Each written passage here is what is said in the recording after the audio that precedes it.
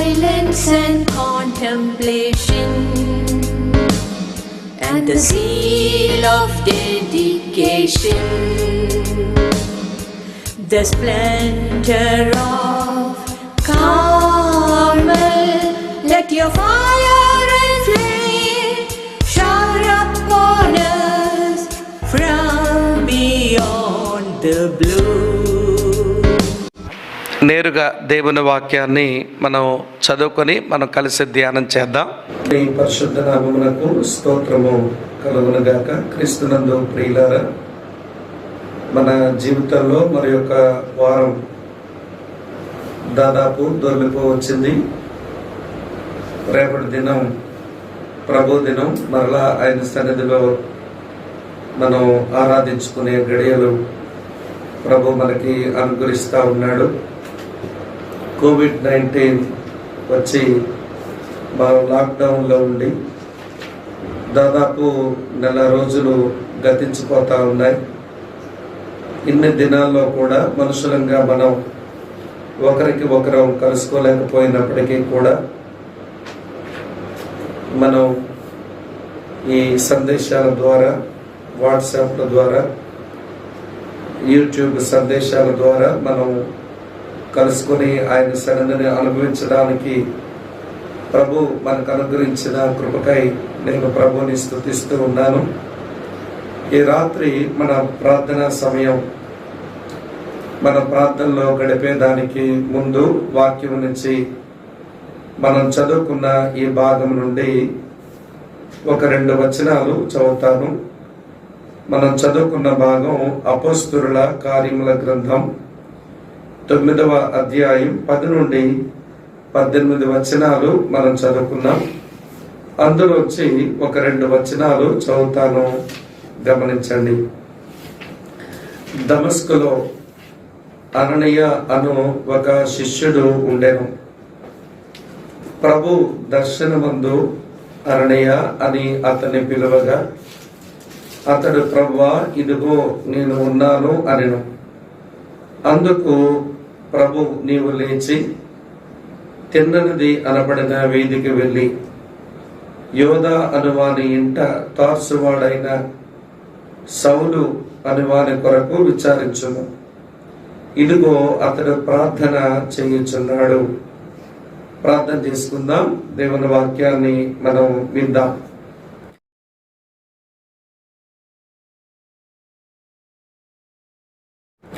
ప్రేమపూర్ణుడమైన మా పరమ తండ్రి, మరోసారి నీ కృపగల, నీ దయగల నామమును బట్టి మీ సన్నిధికి మేము చేరి వస్తూ నీ వాక్యాన్ని మేము ధ్యానించకోరుతున్నాము. వాక్య ధ్యానం ముగిసిన పిమ్మట మేము ప్రార్థించవలసిన సంగతులను, మేము ప్రార్థించడానికి మా హృదయాలను, మా మనసును, మా శరీరమును మీరు సిద్ధపరిచి కుటుంబాలుగా మా గృహాల్లోనే నీ సన్నిధిలో కనబడే ఈ తరుణాలు మీరు మాకు ఇచ్చినందుకు వందనాలు.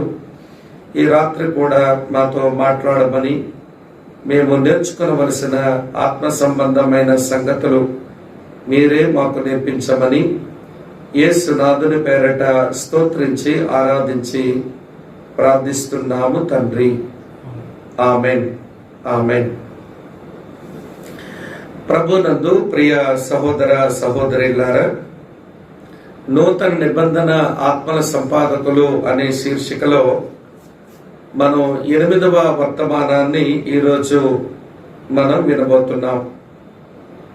ఇప్పటి వరకు ఒక 7 నూతన నిబంధన ఆత్మల సంపాదకుల జీవితంలోంచి ఎన్నో ఆత్మ సంబంధమైన పాఠాలు మనం నేర్చుకుంటూ వచ్చాము. ప్రభు నేర్పించారు. మనం కొన్ని విషయాలలో బాగున్నాము అని అనిపించింది, మరికొన్ని విషయాలలో మనం బాగులేము అని కూడా అనిపించింది. ఏ విషయాలలో మనం బాగుగా ఉన్నాము అనిపించిందో వాటిని బట్టి మనం ప్రభువుని స్తుతించి ఆ విషయాలలో మనము ఇంకనూ ఎదగాలి. ఏ విషయాలలో మనం బాగులేము అని అనిపించిందో ఆయా విషయాలలో సంతాపపడి ప్రభు యొక్క సహాయాన్ని కోరి ప్రార్థించుకోవలసి ఉంది. సరే, ఈ రోజున మరి యొక్క ఆత్మల సంపాదకుని గురించి మనం ఆలోచించబోతా ఉన్నాం. ఈ పరిశుద్ధ గ్రంథం దేవుడు తన గంభీరమైన సంకల్పాల కొరకు ఎలాంటి మనుషులను ఆయన వాడుకుంటాడో వారిని గూర్చినటువంటి వివరణలు ఎన్నో ఈ లేఖనాల్లో గ్రంథస్థం చేయబడ్డాయి. అలా దేవుని వాడుకుని లేక దేవుని చేత వాడబడి ఒక మంచి ఆత్మల సంపాదకుడు అననీయ అని మనం లోపలికి వెళితే బాగా గ్రహిస్తాం. అతను దేవుని చేత వాడబడి దేవుని సంకల్పాలను అతను నెరవేర్చిన వాడుగా ఈ భాగంలో మనం చూస్తాం. ప్రియులారా, నూతన నిబంధనలో మన ముగ్గురు అననీయాలను చూస్తాం. అపొస్తల కార్యాలు 5వ అధ్యాయంలో అననీయ సప్పీరా అని ఒక కుటుంబాన్ని గురించి మనం చూస్తాము. అక్కడ ఒక అననీయ ఉన్నాడు. తర్వాత ఇప్పుడు మనం చదువుకున్నటువంటి భాగంలో కూడా ఒక అననీయ ఉన్నాడు. తర్వాత అపొస్తలుల కార్యముల గ్రంథం మనం చివరికి వచ్చేస్తే 23వ అధ్యాయం దగ్గరికి అనుకుంటాను. అక్కడికి వచ్చి చూసినప్పుడు ప్రధాన యాజకుడు అనబడిన ఒక అననీయాని మనం అక్కడ చూస్తాం. 23వ అధ్యాయం 2వ వచనంలో ప్రధాన యాజకుడైన అననీయ అని మనకు కనబడుతుంది. ప్రియులారా, అపొస్తల కార్యం 5వ అధ్యాయంలో కనబడిన అననీయ సంఘము లోపలికి వచ్చి చెడిపోయిన వాడుగా అతని జీవితాన్ని మనం అధ్యయనం చేశాం లేక చేస్తాం. అపొస్తల కార్యాలు 23వ అధ్యాయంలో ఉన్న అననీయ అతను ప్రధాన యాజకుడు, క్రైస్తవ సంఘమునకు వెలుపల ఉన్నవాడు.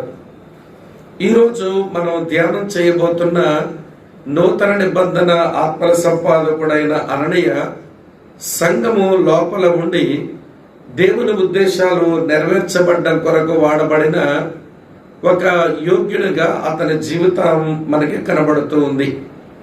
అననీయ అనే పేరుకు అర్థం యెహోవా కృపచూపువాడు అని అర్థం.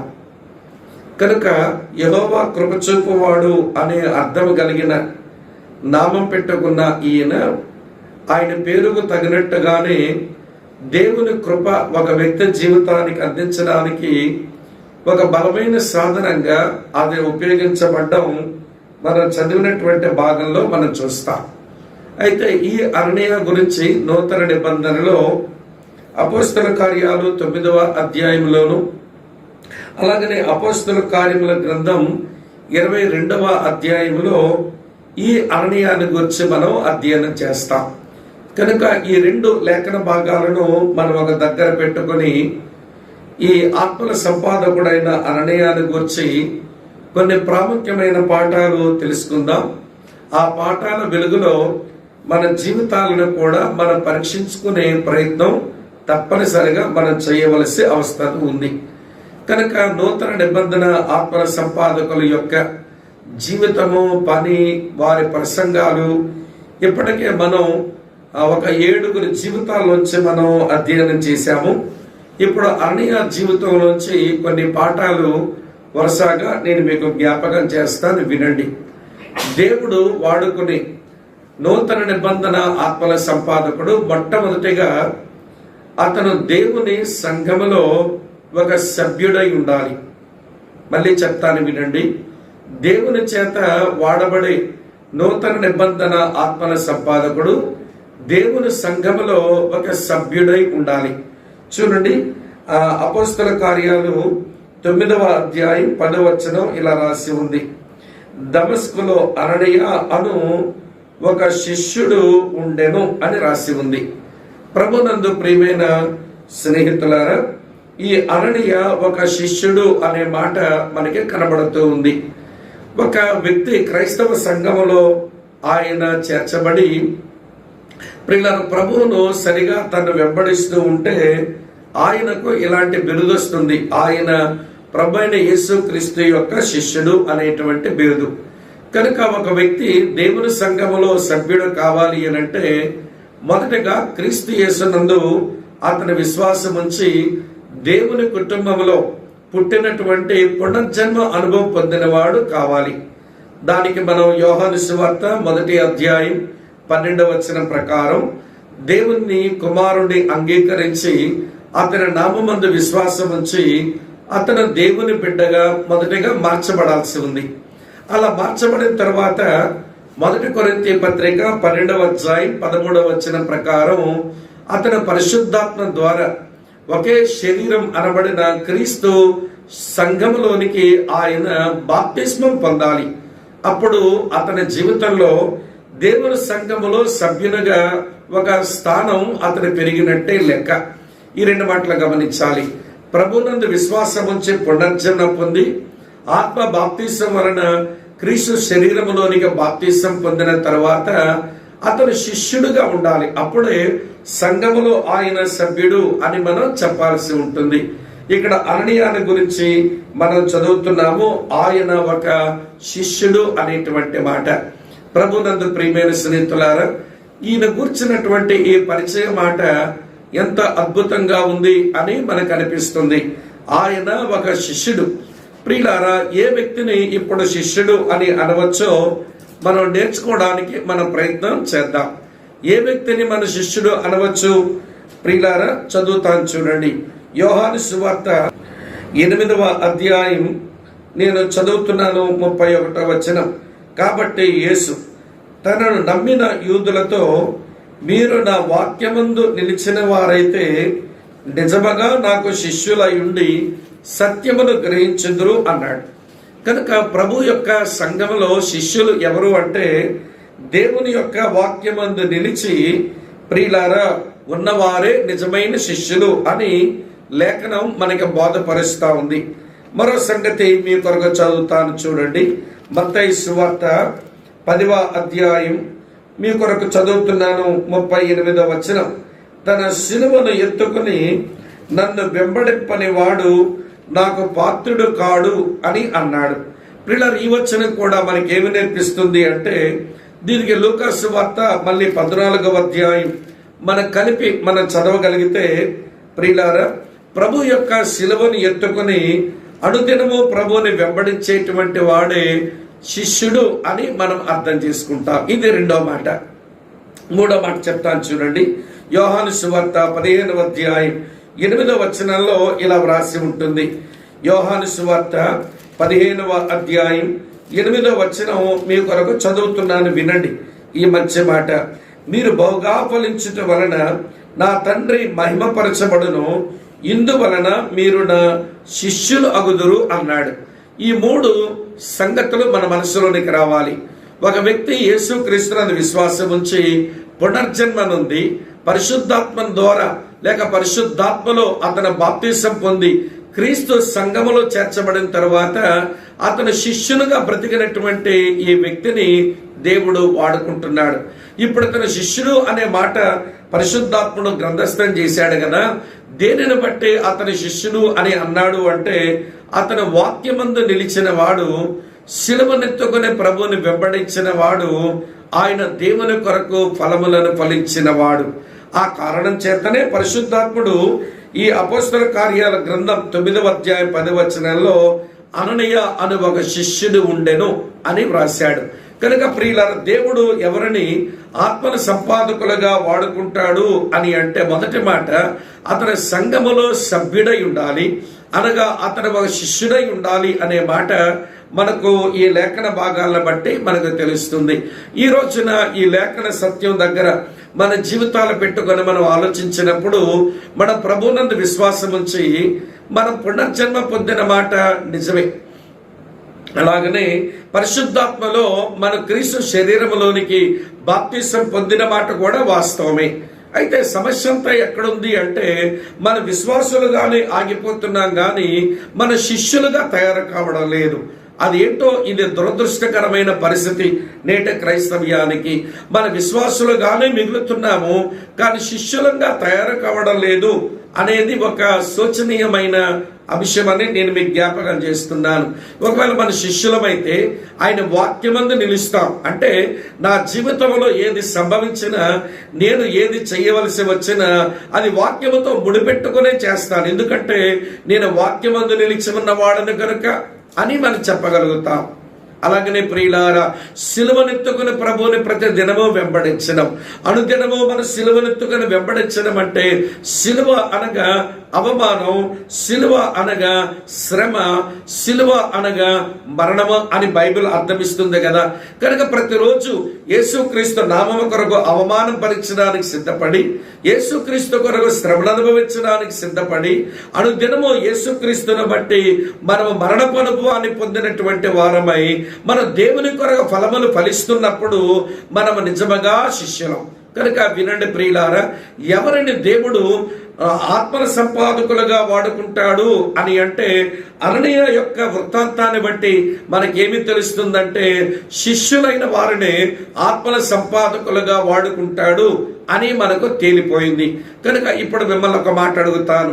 మనము క్రీస్తు సంఘములో మన సభ్యులంగా, శిష్యులంగానే ఆత్మల సంపాదన పనిగా పనికొచ్చే వాళ్ళగా మనం ఏమన్నా ఈ అర్హతకు మనం సరిపోతున్నామో లేదో ఇది ఎవరికి వారమే ప్రశ్నించుకోవాలి అని నేను మీకు మనవి చేస్తున్నాను ప్రియులారా.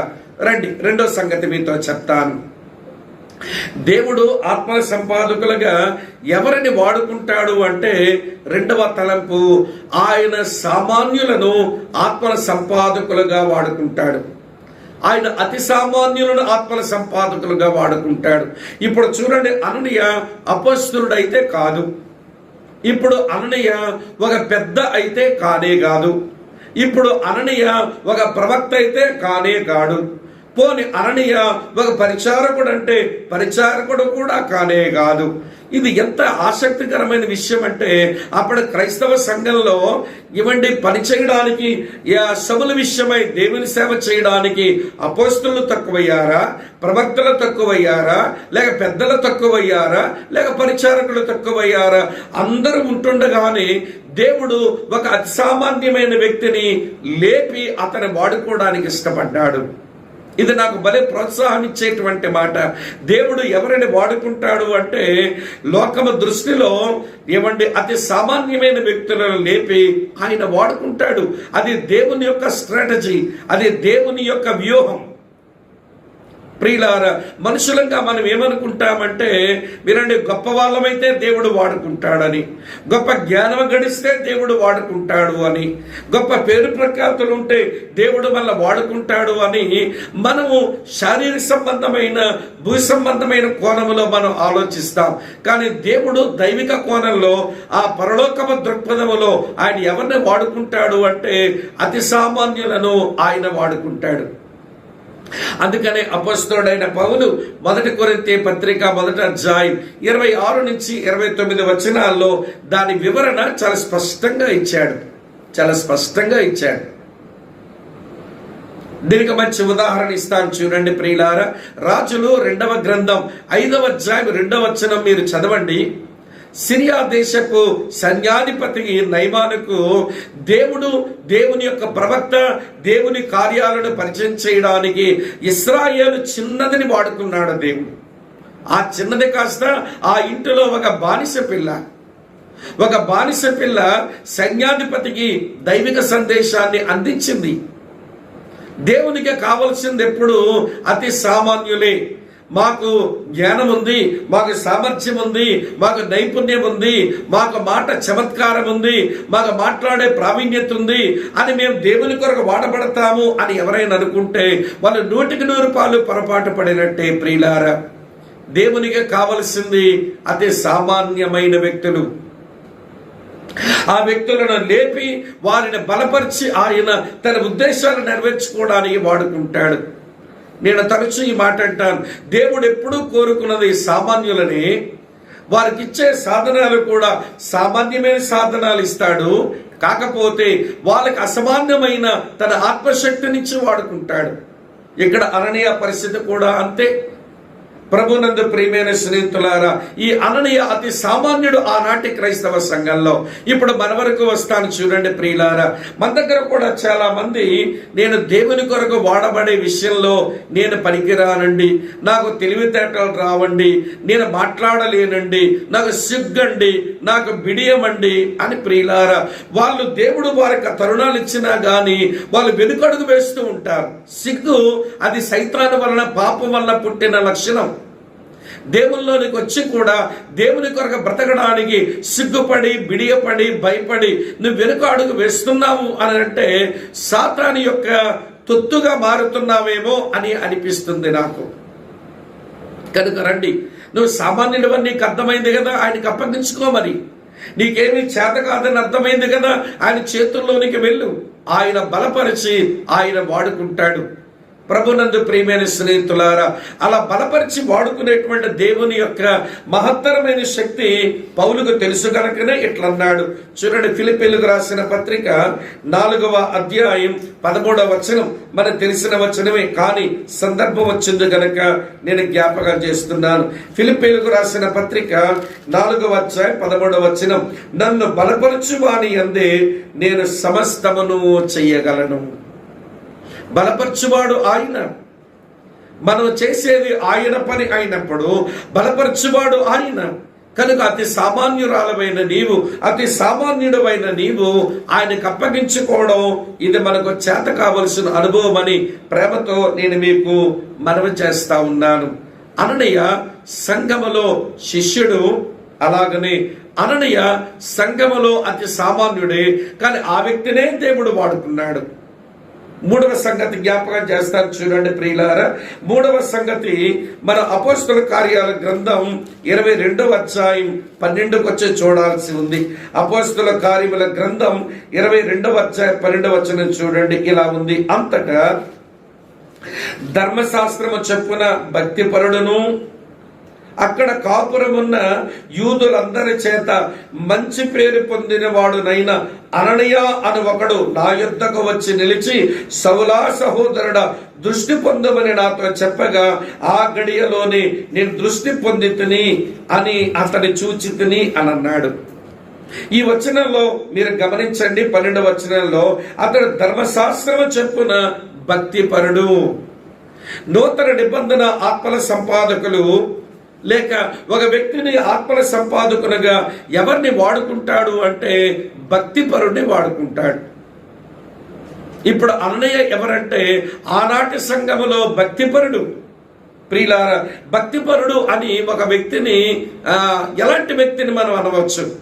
ఒక వ్యక్తిని భక్తిపరుడు అని ఎలా మనం చెప్పగలమంటే ఒక 4 మాటలు చెప్తాను, ఆలకించండి. అందులో మొదటి మాట ఏంటో తెలుసా? వినండి ప్రియులారా. భక్తిపరుడు అంటే అతను నిందారహితుడు. ఏ విషయములైనా గాని అతన్ని నిందించడానికి అవకాశం దొరకదు. నూతన నిబంధన క్రైస్తవ సంఘాన్ని నడిపించే అధ్యక్షులకు గాని లేక సేవకులకు గాని ఉన్న మొట్టమొదటి అర్హత ఏంటో తెలుసా? నిందారహితుడై ఉండవలెను అంటాడు. అన్నిటికంటే అది ప్రైమరీ మార్క్. నూతన నిబంధన సంఘంలో ఒకవేళ ఎవరైనా అధ్యక్షులుగా పెద్దలుగా ఉండగోరితే వాళ్ళకు ఉండవలసిన మొట్టమొదటి అర్హత ఏంటో చదువుతాను చూడండి. 1 తిమోతి 3వ అధ్యాయం 2వ వచనంలో, ఎవడైనాను అధ్యక్ష పదవిని ఆశించిన ఎడల అట్టివాడు దొడ్డ పనిని అపేక్షించుచున్నాడన్న మాట నమ్మదగినది. అధ్యక్షుడైన వాడు చూడండి, మొదటి మాట ఏముందో తెలుసా? నిందారహితుడును అని రాసి ఉంది. ఎవరు భక్తిపరులు అంటే నిందారహితులే భక్తిపరుడు. ఏ విషయంలో కూడా ఆ వ్యక్తిని నిందించడానికి వీలుండదన్నమాట. వినండి, నింద అనే దగ్గర నింద, వినండి ప్రియులారా, అపనింద, నిందారాహిత్యం, ఈ 3 ఉంటాయి.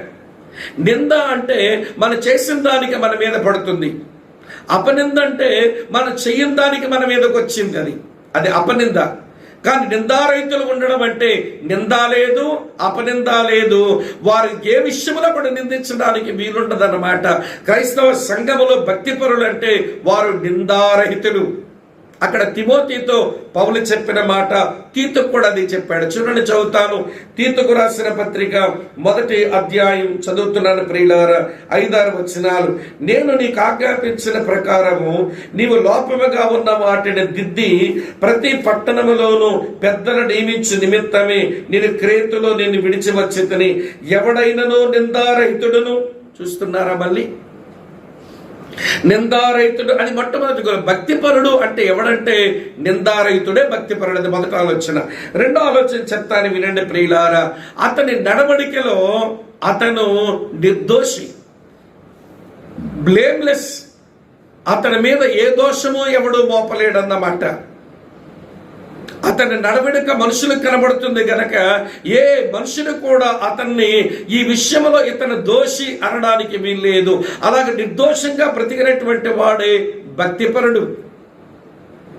వినండి ప్రియమైన స్నేహితులారా, అతని జీవితం నిందారహితంగా ఉండాలి, అతని నడవడి ప్రియులు నిర్దోషంగా ఉండాలి. మూడో సంగతి చెప్తాను వినండి, తన సాక్ష్యము యథార్థంగా కాపాడుకోవాలి. తన సాక్ష్యమును కాపాడుకోవడంలో భలే యథార్థవంతుడు. తర్వాత 4వ సంగతి చెప్తాను. భక్తిపరుడు అంటే ఎవడనంటే తన మాటలోను క్రియలోను దేవుని కృపను చూపించగలిగిన వాడే భక్తిపరుడు. ప్రియులారా, క్రైస్తవ పరిభాషలో బైబిల్ పట్టుకుంటాడు, ప్రార్థన చేస్తాడు, ఏమండి గుడికి పోతాడు, పాట పాడతాడు, కానుక పెడతాడు, వీడు చాలా భలే భక్తిపరుడు అని మనం చెప్పచ్చు. మన లెక్కలో వాడు భక్తిపరుడే, కానీ వాక్యపు లెక్కలో వాడు భక్తిపరుడు అవడు. వినండి, వాక్యము లెక్కలో ఎవడ భక్తిపరుడు అంటే వినండి, అతని జీవితంలో నిందారహితుడు, అతని నడవడికలో నిర్దోషి, సాక్ష్యం కాపాడుకోవడంలో యథార్థవంతుడు, మాటలోను క్రియలోను కృపను అందించగలిగినటువంటి వాడు భక్తిపరుడు. అననీయాకు ఈ లక్షణాలన్నీ ఉన్నాయి. అననీయాకి ఈ లక్షణాలన్నీ ఉన్నాయి. అందుకని చూడండి, ఇక్కడ రాసింది 22:12లో ఇలా, అక్కడ కాపురమున్న యూదులందరి చేత మంచి పేరు పొందిన వాడైన అననీయ. అసలు ఆనాటి యూదులంటేనే క్రైస్తవుడుగా మార్చబడిన వాడిని చూస్తే వాడిలో ఏమి లోపాలు ఉంటాయో అని వెతుక చూచి మరి క్రైస్తవ్యం మీద దుమ్మెత్త కోసేటువంటి యూదులు. అలాంటి యూదుల మధ్యలో వినండి మంచి పేరు గడించుకున్నాడట. అలాంటి యూదుల మధ్యలో మంచి పేరు గడించుకున్నాడట. నాకు అర్థమవుతుంది, అతని జీవితం అంతా నిందారహితంగా కాపాడుకొని అతని నడవడికంతా కూడా నిర్దోషంగా ఉంచుకొని తన సాక్ష్యాన్ని కాపాడుకోవడంలో యథార్థంగా జీవించి అతని మాటలోను క్రియలోను దేవుని కృపను ఆయన పంచగలిగిన వాడయ్యాడు. అందుకే అక్కడ కాపురం ఉన్న వారంతా కూడా వినండి మంచి పేరుతో ఇవాడు కనబడుతున్న అననీయాను బట్టి వారు సంతోషిస్తున్నారు. దేవుడు ఎవరిని వాడుకుంటాడు ఆత్మల సంపాదకులుగా అంటే వినండి భక్తిపరుడిని వాడుకుంటాడు. సంఘములో శిష్యుడు మొదటి మాట వినండి ప్రియమైన స్నేహితులారా. రెండో మాట మీకు జ్ఞాపకం చేశాను, సంఘములో అతి సామాన్యుడు రెండో మాట. మూడో మాట సంఘములో భక్తిపరుడు, వాడిని వాడుకున్నాడు ఆత్మల సంపాదకునిగా. ఆ వ్యక్తే అననీయ. రండి 4వ సంగతి మీకు జ్ఞాపకం చేస్తాను. 4వ సంగతి ఏమిటి అంటే వినండి ప్రియులారా, ఈ అననీయ ఎలాంటి వాడనంటే దేవునికి అందుబాటులో ఉన్నవాడు, సంఘములో అందుబాటులో ఉన్నవాడు. చూడండి, దేవుడు మాట్లాడుతుంటే పక్కపక్కనే మనుషులు మాట్లాడుకుంటే సంభాషించుకుంటున్నట్టుగా ఎంత బాగుందో దేవునికి అననీయకు నడిచిన సంభాషణ. చూడండి ప్రియులారా, అపోస్తల కార్యముల గ్రంథం 9వ అధ్యాయం 10-11 వచనాలు చదువుతున్నాను. దమస్కులో అననీయ అని ఒక శిష్యుడు ఉండెను. ప్రభు దర్శనమందు అననీయ అని అతని పిలవగా, చూడండి ఇప్పుడు అన్నయ్య అంటున్నాడు, ప్రభువా ఇదిగో నేనున్నాను. అందుకు ప్రభు నువ్వు లేచి తిన్నదనబడిన వీధికి వెళ్లి యోధా అను వాని ఇంట తార్సువాడైన సౌలు అను ఒక వాని కొరకు విచారించము, ఇదిగో అతని ప్రార్థన చేయుచున్నాడు అని ప్రభు చెప్పాడు. అతడు అననీయను ఒక మనుషుడు లోపలగా వచ్చి తన దృష్టి పొందినట్లు తల మీద చేతులుంచుని చూచి ఉన్నాడని చెప్పాను. నీకు దర్శనం చూపించిన నేను అక్కడ సౌలుకు కూడా ఒక ప్రత్యక్షతనిచ్చాను. అతను కూడా ప్రత్యక్షతనిచ్చాను అని ప్రియులారా చెప్పగానే వెంటనే అందుకు అన్నయ్య అంటున్నాడు, ప్రభువా, ఈ మనుషుడు యెరూషలేములో నీ పరిశుద్ధులకు ఎంతో కీడు చేసి ఉన్నాడని అతని గురించి అనేకుల వల్ల నేను విన్నాను. ఎక్కడనూ నీ నామాన్ని బట్టి ప్రార్థన చేయ వారందరిని బంధించడానికి అతని ప్రధాన యాజకుల వల్ల అధికారం పొంది ఉన్నాడని ఉత్తరం ఇచ్చాను. వెంటనే ప్రభు అన్నాడు, అన్ని అడిగిన దేనికి సంజాయిషి దేవుడు చెప్పలేదు గాని చూడండి ఏమన్నాడు 15వ వచనంలో, అందుకు ప్రభు, నీవు వెళ్ళము, అన్యజనుల ఎదుటను రాజుల ఎదుటను ఇశ్రాయేలు ఎదుటను నా నామం భరించుటకు ఇతడు నేను ఏర్పరచుకున్న సాధనమై ఉన్నాడు. ఇతడు నా నామం కొరకు ఎన్నో శ్రమలు అనుభవించవలను నేను ఇతనికి చూపెదను అతనితో చెప్పాను. అననీయ వెళ్ళి అని రాసిందంతే. దేవుడేమో వెళ్ళు అన్నాడు. సరే, ఆ వెళ్ళు అనే దగ్గర అతని మనసులో కొంచెం ప్రశ్నలు ఉన్నాయి. ఆ ప్రశ్నలన్నీ దేవుని ముందు చెప్పి దేవుడు దానికి జవాబు ఇవ్వగానే దేవుని యొక్క వాక్యమును విన్నటువంటి అననీయ వెళ్ళిపోయాడంతే. ఇక మళ్ళీ మాటలేదు.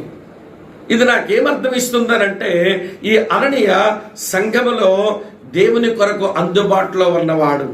దేవుడు మాట్లాడితే ఇదిగో నేనున్నానంటాడు. నీ వెళ్ళు అంటే వెళ్ళిపోతాడు, వారు మాట్లాడు. ఏమైనా ప్రశ్నలుంటే సమాచారం అడిగి తెలుసుకున్నాడు అనుకోండి, కానీ ఆయన వెళ్ళేటువంటి వాడు. ఈ రోజున ప్రియుల సంఘాలలో చాలా మంది ప్రియులారా అందుబాటులోనికి రారు. అది చాలా దురదృష్టకరమైన విషయం. ప్రియులారా వినండి, నేను చేసేటువంటి పని, నాకు ఒక దొరికినటువంటి పని, అది దేవుని మహిమ కొరకు చేస్తే అది నాకు దీవెన, తద్వారా మరి కొంతమందికి ఆశీర్వాదం.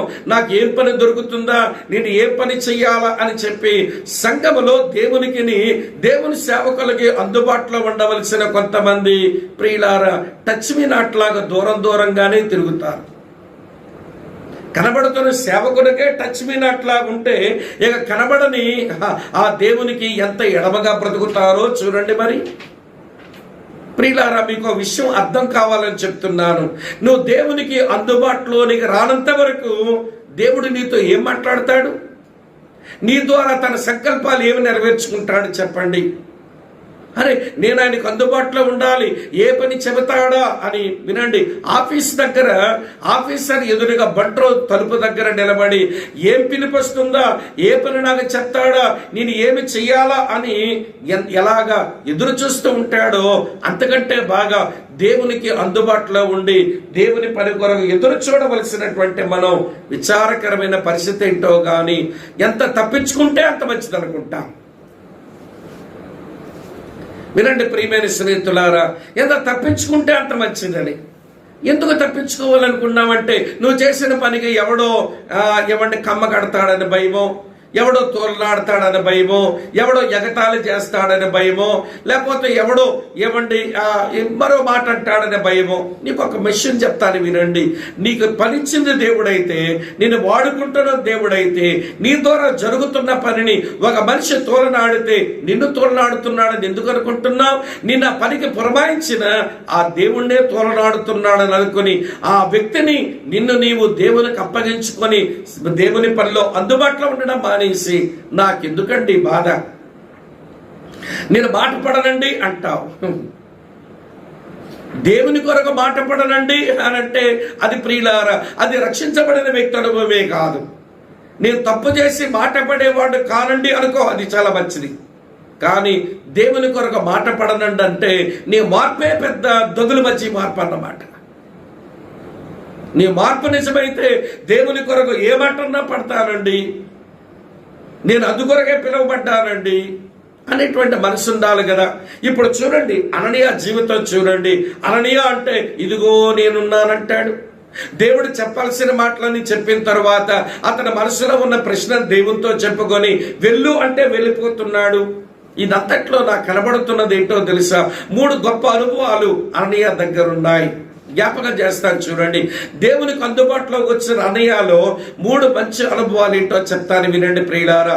మొదటి అనుభవం, అతని దగ్గర ఉన్నది ఇన్స్టెంట్ ఒబీడియన్స్, లేకపోతే ఇమీడియట్ ఒబీడియన్స్, తక్షణమే చూపు విధేయత. తక్షణమే చూపు విధేయత. ఎవరైతే దేవుని మాటలకు తక్షణమే విధేయత చూపాలి అని అనుకుంటారో, వినండి ప్రియమైన మిత్రులారా, వారు దేవునికి అందుబాటులోనే ఉంటారు. రెండో మాట చెప్తాను వినండి. దేవుని మాట గౌరవించే గుణం. నాతో మాట్లాడింది దేవుడు, ఆయన మాట గౌరవించకపోతే ఎట్లా అని దేవుని మాట గౌరవించే గుణం అన్నయ్య దగ్గర ఉంది. మూడో విషయం చెప్తాను వినండి. ప్రభు పిలిచినప్పుడు ఏమన్నాడో తెలుసా?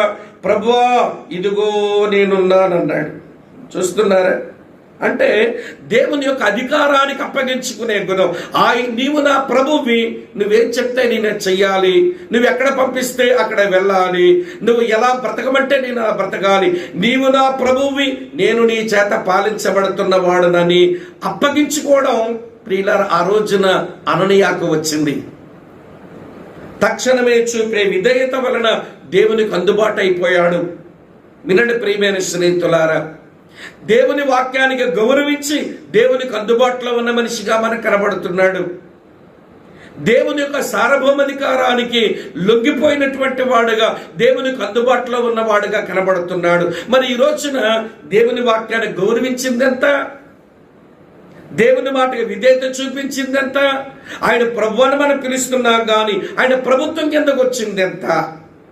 ఎప్పటికీ నువ్వు ఎన్నిసార్లు దేవుడు నిన్ను వాడుకునేందుకు నీకు అవకాశం నీ ముందు పెడితే, నేను చెయ్యనండి మరొకరికి ఇవ్వండి పని, నేను చెయ్యలేనండి మరొకరు చేసుకుంటే సరిపోతుందండి, నన్ను వదిలేయండి బ్రదర్, ఇలా మాట్లాడుతుంటున్నప్పుడు అరే ఎదగరా వీళ్ళు, దేవుని సంకల్పాల కొరకు వీళ్ళు బ్రతకరా, దేవుని సంకల్పాల కొరకు జీవించిన వీరు దేవుని మహిమపరచరా, తద్వారా వీళ్ళ కుటుంబానికి గొప్ప ఆశీర్వాదం సంపాదించుకోరా అని అనిపిస్తూ ఉంటుంది. అననీయ మాట్లాడుతున్నాడు. వినండి, నూతన నిబంధన ఆత్మల సంపాదకులుగా నేను దేవునికి భలే అందుబాటులో ఉన్నటువంటి వాడిని. మరి ఆత్మల సంపాదకులుగా ఉండి నీ వల్ల కూడా రక్షించబడాలి, నీ వల్ల కూడా రక్షణ నిశ్చేత పొందాలి, నీ వల్ల కూడా సంఘంలో చేర్చబడాలి, నీ వల్ల కూడా దేవుల్లో ఎదగాలి, ఆశలేమో చాలా ఉన్నాయి. కానీ నువ్వు ఆత్మల సంపాదకుడు అవ్వడానికి అసలు దేవునికి అందుబాటులోకి వచ్చే మనిషిమేనా అని దేవుడు నిన్ను నన్ను మనల్ని ప్రశ్నిస్తున్నాడు అని దయతో మీరు గమనించండి ప్రియులారా. ఇప్పటికి 4 సంగతులు చెప్పాను. సంఘములో శిష్యుడు, వినండి ప్రియమైన స్నేహితులారా, సంఘములో శిష్యుడు మాత్రమే కాదు, ఆయన సంఘములో అతి సామాన్యుడు, అలాగే సంఘములో భక్తిపరుడు, అలాగే సంఘములో అందుబాటులో ఉన్నవాడు. 4 సంగతులు చెప్పారు. 5వ సంగతి చెప్తాను చూడండి ప్రియులారా. 5వ సంగతి ఏంటనంటే, సంఘమందు ఉన్న ఈ అననీయ ఏమంటే మృదువైన ప్రేమను కనపరచగలిగిన వాడు, టెండర్ ఎఫెక్షన్. చూడండి, ఇప్పుడు సౌలు దగ్గరికి వెళ్ళాడు. సౌలు దగ్గర వెళ్ళగానే అతని మనసుల్లో ఏమి రగులుతుందో, రగలడానికి అవకాశం ఉందో, మనం అతని స్థానంలో ఉంటే ఏమి రగులుతుందో నీ జ్ఞాపకం చేయనా? వీడా యెరూషలేములో ఉన్న సంఘాన్ని హింసించినటువంటి వాడు. మా ఊరు దమస్కులో కూడా కొంతమందిని పట్టి ఈడ్చుకుని వెళ్ళి బంధిద్దాము, చంపుదామని బయలుదేరి వచ్చిన వాడు. చూసారా, ఈ 3 రోజులు గుడ్డివాడుగా ఉన్నాడు, వీడికి తగిన శాస్త్రే జరిగింది అని అతను చూస్తుంటే నా కడుపు మండిపోతుంది అన్నట్టుగా ఎవరిని బాధపడాలి. అసలు అననీయ అవన్నీ మర్చిపోయాడా? ఏం చేశాడో చూపిస్తాను చూడండి. అపోస్తలుల కార్యాలు 9వ అధ్యాయంలో చదువుతున్నాను 17వ వచనం. అననీయ వెళ్ళి ఆ ఇంట ప్రవేశించి అతని మీద చేతులుంచి, సౌలా సహోదరుడా, నీ వచ్చిన మార్గములో నీకు కనబడిన ప్రభువైన యేసు నీవు దృష్టి పొంది పరిశుద్ధాత్మలో నింపబడినట్లు నన్ను పంపి ఉన్నాడని చెప్పాను. ఇక్కడ 2 మాటలు గమనించాలి. అతను చేసిన క్రియ ఏంటనంటే ఆ సౌలు మీద చేతులేసేశాడు. సౌలు మీద చేతులేసేశాడు. అదే నిన్న టెండర్ ఎఫెక్షన్ అని అన్నాను. మృదుత్వంతో కూడిన ప్రేమ అని చెప్పాల్సి వచ్చింది. నోట్లోంచి ఏమంటున్నాడు? సౌలా సహోదరుడు, మై బ్రదర్ అని పిలుస్తున్నాడు. ప్రియులారా, మరి అననీయకు కడుపు మండిపోయేటంత దుఃఖం, ఏమండి కోపం, ఉక్రోషం ఈ సౌలును చూస్తే రావాలి. మరి ఇప్పుడు సౌలును చూస్తే కోపము లేదు, ఉగ్రత లేదు, దుఃఖము లేదు. ప్రియులారా, అతని మీద దుర్భాషలు కూడా లేవు. అన్నయ్య దగ్గర ఇంత ప్రేమగా ఉన్నాడు ఏంటి? అతను చేసిన క్రియ గాని, అతను మాట్లాడిన మాట గాని అవి ప్రేమలోంచి వస్తున్నాయంటే నాకు ఇలా అర్థమవుతుంది ప్రియులారా. ఇలాంటి వాడిని ఆ ప్రభువే క్షమించినప్పుడు నేనెవడిని అతని మీద కోపం పెట్టుకోవడానికి? ప్రభువే క్షమించాడు, తన ఉద్దేశాల కొరకు ఏర్పాటు చేసుకున్నాడు. అతని వల్ల దేవుని రాజ్యంలో ఎంతో గొప్ప పని జరగవలసి ఉంది. ప్రభువే క్షమించి అంగీకరించినప్పుడు నేనెవడిని ఈ వ్యక్తిని తృణీకరించడానికి? నేను అనుకుంటాను ప్రియులారా, అన్నయ్య దేవుడు చెప్పిన మాట తీసుకొని ఇక్కడకు బయలుదేరి వచ్చే వరకు కూడా దారిలో, ప్రభువా నీవు సౌలుని ఎలా ప్రేమిస్తున్నావో నేను కూడా అలా ప్రేమించినట్లుగా నీ ప్రేమ నాకు ఇవ్వా, ప్రేమతో సహోదరుని కలుసుకునేటట్లుగా, ప్రేమతో సహోదరుని పలకరించినట్లుగా, ప్రేమతో సహోదరుని పరిచర్య చేయగలట్లుగా నీ ప్రేమ నా హృదయంలో పోసే ప్రభు అని ఆ దారి పొడుగున నడుస్తా నడుస్తా నడుస్తా ఏం ప్రార్థన చేసుకున్నాడేమో గాని ప్రేమతో నింపబడిపోయాడు అననయ్య. ఇలా ఒక్క విషయం జ్ఞాపకం చేస్తాను. నువ్వు ఎవరికైతే నువ్వు పరిచర్య చేయబోతున్నావో, వినండి ప్రియులారా, ఎవరి మధ్య నిలబడి ఎవరి ముందు నిలబడి మన పరిచర్య చేయబోతున్నామో, ఎవరి కొరకు మనం పరిచర్య చేస్తున్నామో, వినండి ఆ ప్రజల మీద ముందు మనకు కావలసింది ప్రేమ. మనం కోప్పడినా ప్రేమలోంచే కోప్పడాలి, మనం గద్దించినా ప్రేమలోంచే గద్దించాలి, మనం విమర్శించినా ప్రేమలోంచే విమర్శించాలి, మనం ఖండించినా ప్రేమలోంచే ఖండించాలి, మనం ప్రోత్సహించినా ప్రేమలోంచే ప్రోత్సహించాలి.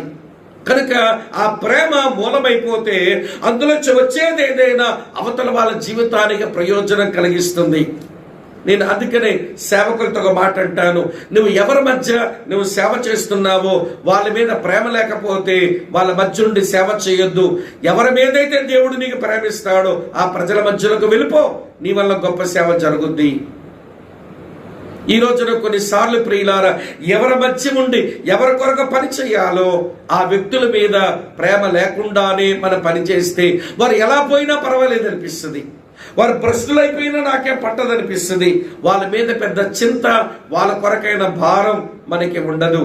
కనుక వినండి, ఆ ప్రేమ లోపలికి వస్తే ప్రియులారా, ఇలా జ్ఞాపకం చేస్తాను వినండి, ఆ ప్రేమ వస్తే ఎలా ఉంటామో చెప్తాను. రక్షణ లేని మనుషులు ఉన్నారో ఎదురుగా, ఆ ప్రేమ లోపలుంటే ఇలా అయిపోతాం. మనం ఎలా అయిపోతామని చెప్తాను చూడండి. అపోస్తలుల కార్యాలు 17వ అధ్యాయం 16వ వచనంలో, పౌలు ఏథెన్సులో వారి కొరకు కనిపెట్టుకుని ఉండగా ఆ పట్టణం విగ్రహంతో నిండి ఉండుట చూచినందున అతని ఆత్మ పరితాపం పట్టలేకపోయాను. రక్షణ లేని మనుషుల మధ్యలోకి వెళ్ళవలసి వచ్చిందా? వాళ్ళు మనం చూస్తున్నప్పుడు ఆత్మలో పరితాపం పట్టలేని వారమవుతాము. కారణం లోపల ఉన్న ప్రేమ. రెండో సంగతి చెప్తాను చూడండి. గలతీయులకు రాసినటువంటి పత్రిక 4వ అధ్యాయం, గలతీయులకు రాసినటువంటి పత్రిక 4వ అధ్యాయం మీ కొరకు చదువుతున్నాను చూడండి ప్రియులారా. 19వ వచనం, నా పిల్లలారా, క్రీస్తు స్వరూపం మీ యందు ఏర్పడే వరకు మీ విషయమై మరలా నాకు ప్రసవ వేదన కలుగుచున్నది అని రాసి ఉంది. పాపుల కొరకు సంతాపం రావాలి, పరిశుద్ధుల కొరకు ప్రసూతి వేదనలు కలగాలి. ఏ ప్రజల మధ్యనైతే ఉండి మన పరిచర్య చేస్తున్నామో రక్షణ పొందలేదా వారి కొరకు పరితాపం, వారు రక్షించబడిన పరిశుద్ధుల వారి కొరకు ప్రసూతి వేదనలు ఇవి మనకి రావాలి. ఇలా మీకు మనం అడుగుతాను ఒక్క మాట, రక్షణ పొందని వారు నీకు తెలిసిన వారు ఉన్నారు, వారి కొరకు దేవుని సన్నిధిలో నీకు నాకు ఉన్న పరితాపం ఎంత అన్నది ఒక ప్రశ్న. రెండవది, నీతో కలిసి ప్రభువుని ఆరాధిస్తున్నారు, నీతో కలిసి వారు దేవుని వాక్యం వింటున్నారు, కానీ వారిలో ప్రభు యొక్క సారూప్యం ఏర్పడడం లేదు. అయ్యో ఎంత విచారమో! వారి కొరకు ప్రసూతి వేదనలు. నువ్వు ఒంటరిగా కూర్చున్నప్పుడు ఆ ఫ్యామిలీలో వీళ్ళేంటి ఇట్లున్నారు, ఈ కుటుంబంలో ఈ సహోదరు ఎందుకు ఇట్లా అయిపోయింది, ఆ కుటుంబంలో ఆ సహోదరుడు ఎందుకు ఇలా ప్రవర్తిస్తున్నాడు అని వారి కొరకు ప్రసూతి వేదనలు నిన్ను పట్టి నిన్ను ఏడిపించాలి. అది ప్రభు పాదాల దగ్గర పెట్టి, ప్రభువా ఆ సహోదరుడు ఆ సహోదరు విషయమై నీ కృపా కార్యం చెయ్యి నాయనని మొరపెట్టాలి. కనుక ప్రియమైన స్నేహితులారా, దీనికి కావలసింది మృదుత్వంతో కూడిన ఆ ప్రేమ మన హృదయములో పొయ్యబడాలి. అడుగుదామా మరి? నూతన నిబంధన ఆత్మల సంపాదకులు వారు ప్రేమతో నింపబడిన వారు, వారు ప్రేమ చేత బలవంతం చేయబడి పనిచేస్తారు. 2 కొరింథీ పత్రిక 5:14 పౌలు అదే అన్నాడు, క్రీస్తు ప్రేమ మమ్మల్ని బలవంతం చేస్తుంది. ఆ పరిశుద్ధ సహోదరుడు కొరకు, ఈ పరిశుద్ధ సహోదరి కొరకు, ఆ సేవకుడు కొరకు క్రీస్తు ప్రేమ బలవంతం చేయగా నేను ప్రసూతి వేదన చెందుతున్నాను. రక్షణ పొందని ఆ కుటుంబంలో ఉన్న యవనస్తుని కొరకు, ఈ కుటుంబంలో ఉన్న యవనస్తురాల కొరకు అయ్యో నా ఆత్మ పరితాపం పట్టలేకపోతున్నాను. అప్పుడు మనం నూతన నిబంధన ఆత్మల సంపాదకులంగా మనం క్వాలిఫై అవుతామని అర్థం. ప్రియులారా, రండి ఈ విషయాలన్నీ మన జీవితంలోకి తెచ్చిపెట్టుకొని అధ్యయనం చేద్దాం. ఇప్పటికి నేను 5 సంగతులు చెప్పాను. 6వ సంగతి చెప్తాను, వినండి ప్రియులారా. అననీయ నూతన నిబంధన ఆత్మల సంపాదకుడుగా సంఘములో ఉన్న ఈ సహోదరుడు సమాచారమంతా పొందినవాడు. దేవుడు టోటల్ ఇన్ఫర్మేషన్ ఇస్తున్నాడు. ప్రియులారా చూడండి, అపోస్తలుల కార్యం 9వ అధ్యాయంలో టోటల్ ఇన్ఫర్మేషన్ చూడండి. ఎక్కడికి వెళ్ళాలో చెప్పాడు, ఎవరింటికి వెళ్ళాలో చెప్పాడు, అక్కడ ఎవరున్నారో చెప్పాడు, అతడు ఏం చేస్తున్నాడో చెప్పాడు, ఆయన ఎడల దేవుని కొన్ని సంకల్పం ఏదో చెప్పాడు. ఇక చెప్పండి, ఏముంది చెప్పండి. ఆత్మల సంపాదకులు ఆత్మల సంపాదన పనికి మనం బయలుదేరుతున్నప్పుడు, ఆత్మల సంపాదన పనిలో ఉంటున్నప్పుడు ఎవరినైతే ప్రభు కొరకు మనం సంపాదించబోతున్నామో, ఎవరినైతే ప్రభు కొరకు మనం స్థిరపరచబోతున్నామో వాళ్ళ గూర్చిన సమాచారం ప్రభు మనకిస్తే వారి దగ్గరకు వెళ్ళినప్పుడు సమయోచితమైన మాట మనం మాట్లాడగలుగుతాం. లేకపోతే దెబ్బొక దగ్గర తగిలితే మందొక దగ్గర వేస్తాం. మనం ఇన్ఫర్మేషన్ ఉండాలి. ఎవరి దగ్గరికి వెళ్తున్నాం, వాళ్ళ నేపథ్యం ఏమిటి, ఇప్పుడు వాళ్ళు ఏ పరిస్థితుల్లో ఉన్నారు, నేను ఏ మాట చెప్తే వాళ్ళు గాయం కట్టగలను, ఏ మాట చెప్తే ప్రోత్సహించగలను, ఏ మాట చెప్తే వాళ్ళ తప్పును ఖండించగలను, ఏ మాట చెప్తే వాళ్ళకు బోధనివ్వగలను అని దేవుని యొక్కని సమాచారం పొందాలి. కనుక ఈ ఆత్మల సంపాదన పనిలో ఉండవలసిన మనలో ఎంతమంది ప్రభువా నీ మాట నాకు ఇవ్వా, ఒక్క మాట ఇవ్వు నాయనా, నేను వెళతాను, పలానా సహోదరుని కలవడానికి వెళ్తున్నాను, పలానా సహోదరుని కలవడానికి వెళ్తున్నాను, ప్రభువా ఆ వ్యక్తి కొరకు నాకు ఒక మాట ఇస్తావా, ఒక్క మాట చాలు ప్రభువా, దాన్ని పట్టుకొని వెళ్తాను అని. ప్రియులారా, దేవుని యొద్ద నుంచి సమాచారం ఏమైనా తీసుకునే అలవాటు మనకుందా? మీరు ఖాళీ సమయం తీసుకొని దేవుడు ఎంత బాగా క్లియర్ గా ఆయన సమాచారం అందించాడో మీరు 11వ వచనం దగ్గర నుంచి ప్రియులారా మీరు 16వ వచనం వరకు చదవండి. ఒక డీటెయిల్డ్ ఇన్ఫర్మేషన్ దేవుడు ఇచ్చాడు. దేవుడు పని చెప్పి దానికి కావలసిన సమాచారాన్ని ఇవ్వకుండా నిన్ను గాల్లో నిలబెట్టేవాడు కాదు, నన్ను గాల్లో నిలబెట్టేవాడు కాదు. మనమే అతన్ని చెవిచ్చి ప్రియులారా మనం చేయబోతున్న పనికి కావలసిన సమాచారం దేవుని యొద్ద నుంచి పొందుకోలేకపోతున్నాము అని నాకు అనిపిస్తుంది ప్రియులారా. ఇది చివరగా మీరు ఆలోచించుకోండి. తర్వాత చెప్తాను, వినండి ప్రియులారా. సంఘములో శిష్యునిగా ఉన్నటువంటి వాడు, సంఘములో అతి సామాన్యంగా ఉన్నటువంటి వాడు, సంఘములో ప్రియులారా భక్తిపరుడుగా ఉన్నటువంటి వాడు, సంఘములో అందుబాటులో ఉన్నటువంటి వాడు, సంఘములో ప్రేమతో నిండి ఉన్నటువంటి వాడు, సంఘములో దేవుని సమాచారం పొందిన వాడు. వినండి ప్రియులారా, సంఘము కొరకు ఒక వ్యక్తిని సంపాదించడంలో గొప్ప ఫలితాలు చూచిన వాడు. క్రైస్తవ సంఘము కొరకు ఒక వ్యక్తిని సంపాదిస్తున్నాడు, ఆ వ్యక్తిలో గొప్ప ఫలితాలు చూశాడు. చూడండి ప్రియులారా, ఎన్ని రిజల్ట్స్ వచ్చినాయో అతని పరిచర్యలో చూపిస్తాను. చూడండి, అపోస్తలుల కార్యాలు 9వ అధ్యాయం చదువుతున్నాను. చూడండి 17వ వచనం. అననీయ వెళ్ళి ఆ ఇంట ప్రవేశించి అతని మీద చేతులుంచి, సౌలా సహోదరుడా, నీ వచ్చిన మార్గంలో నీకు కనబడిన ప్రభు అయిన యేసు నీవు దృష్టి పొంది పరిశుద్ధాత్మతో నింపబడినట్లు నన్ను పంపి ఉన్నాడని చెప్పాను. అప్పుడే అతని కన్నుల నుండి పొరల వంటివి రాలగా దృష్టి కలిగి లేచి బాప్తిసం పొందెను. తరువాత ఆహారం పుచ్చుకొని బలపడెను. పిమ్మట దమస్కులోని శిష్యులతో కూడా కొన్ని దినములుండెను. వెంటనే సమాజ మందిరములో యేసే దేవుని కుమారుడని ఆయన గురించి ప్రకటించుచూ వచ్చాను. ఎన్ని రిజల్ట్స్ కనబడ్డాయో అననీయాకి. చూడండి ప్రియులు, వరుసగా చెప్తాను ఒక్కొక్కటి. మొదటి మాట, అతని కన్నుల నుండి పొరల వంటివి రాలాయి. అంతవరకు యోధామత నిష్ఠ ఆ పొరలున్నాయి. నేను నా సమకాలీన ప్రజలందరిలో నేను చాలా భక్తి చేసేవాడిని గర్వ పొరలు ఉన్నాయి. మత పొరలు, గర్వ పొరలు అలాగ రాలిపోయినాయి.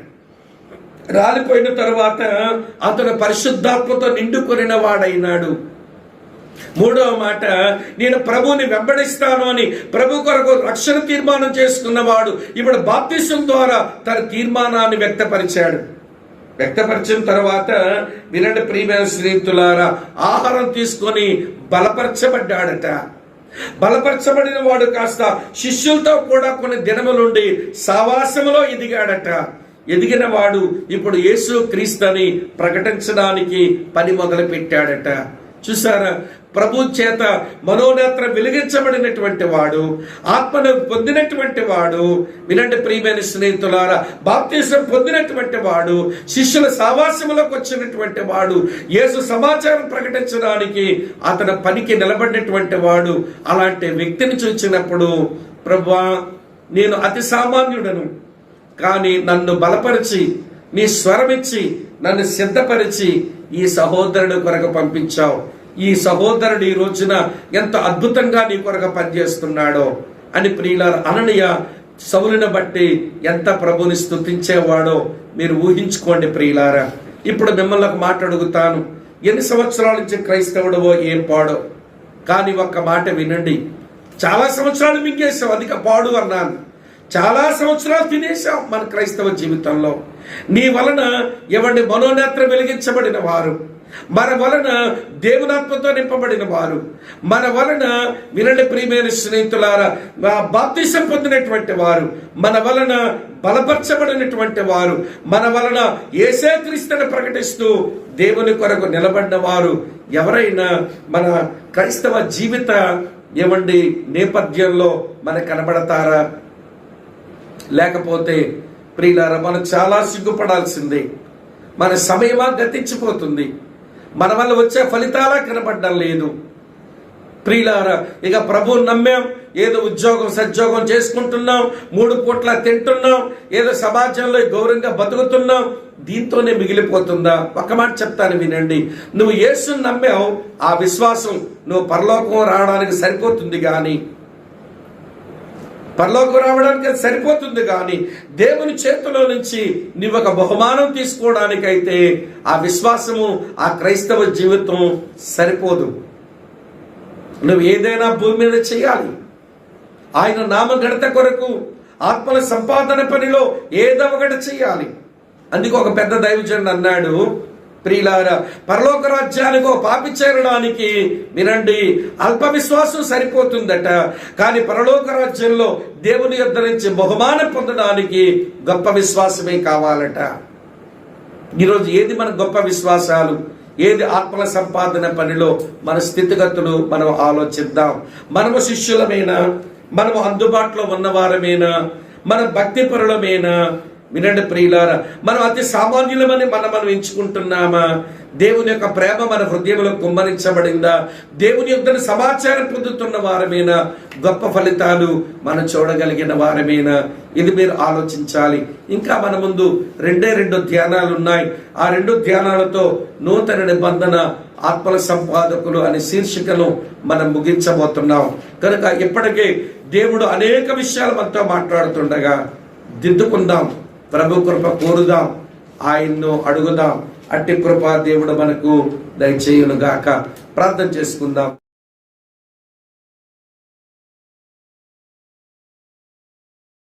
ప్రేమపూర్ణుడైన మా పరలోకపు తండ్రి, నమ్మదగిన మంచి దేవ, మీకు స్తోత్రాలు చెల్లిస్తున్నాము. నీ దయను బట్టి మీరు మాతో మాట్లాడుతున్న నీ లేఖన సంగతులను మేము మా ముందుకు తెచ్చుకొని మమ్మల్ని మేము ఆత్మ పరిశీలన చేసుకుంటున్నప్పుడు మేము చాలా విషయాలలో వెనుకబడ్డాము. లోటుపాట్లే మా దగ్గర కనబడుతున్నాయి. కానీ నీవు కనికర సంపన్నుడు ప్రభువా, మీరు కనికరించి మా ఆత్మీయ జీవితాలను మీరు కట్టాలని మీకు ప్రార్థన చేస్తున్నాం. మేము ఈ లోకమును విడిచి నీ దగ్గరకు వచ్చే లోపుగా మా వలన కొన్ని ఆత్మలైనా సంపాదించగలుగునట్లుగా నీ కృపాబలం మాకు దయచేయమని, మమ్మల్ని బలపరచమని, మమ్మల్ని మేము మీకు అప్పగించుకుంటున్నాము. ఈ రాత్రి మా ప్రియులు ప్రార్థనా దినం, వారు ముందుకు వచ్చిన ప్రార్థనాంశాల కొరకు భారముతో ప్రార్థన చేసుకుంటూ అరణ్య జీవితాన్ని ఎదురుగా పెట్టుకొని ఆత్మ పరిశీలన చేసుకుంటూ నీ సన్నిధిలో గడపడానికి కావలసిన కృపను అనుగ్రహించమని యేసుక్రీస్తు వారి యొక్క నామంలోనే స్తోత్రాలు చెల్లించి ప్రార్థిస్తున్నాము తండ్రి. ఆమేన్. ఆమేన్. THANKYOU, thank you, thank you. THANKYOU, thank you, thank you.